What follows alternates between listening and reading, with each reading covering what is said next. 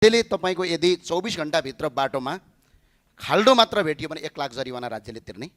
सम्माननीय सभामुख महोदय, म आज अलिकति फरक विषयवस्तु उठाइराखेको छु।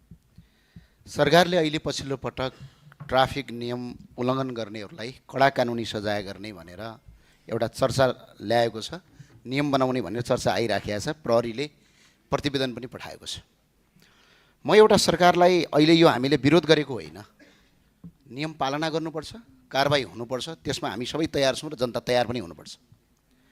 नागरिकले आज ट्राफिक नियम उल्लङ्घन गर्दा 1 लाख रुपैयाँसम्म जरिवाना तिर्न सक्छन् भने त्यो तिर्नुपर्छ भन्छु म।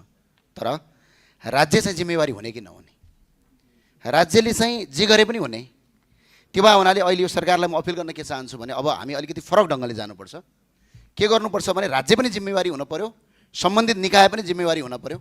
नागरिकलाई तपाईँको जरिवाना तिर्याइन्छ भने राज्यले अपराध गरे पनि जरिवाना तिर्ने कि नतिर्ने म एउटा प्रस्ताव पेश गर्न चाहन्छु। यदि नागरिकले 1 लाख रुपैयाँ जरिवाना तिर्छन् भने राज्यले तपाईँको यदि 24 घण्टाभित्र बाटोमा खाल्डो मात्र भेटियो भने 1 लाख जरिवाना राज्यले तिर्ने।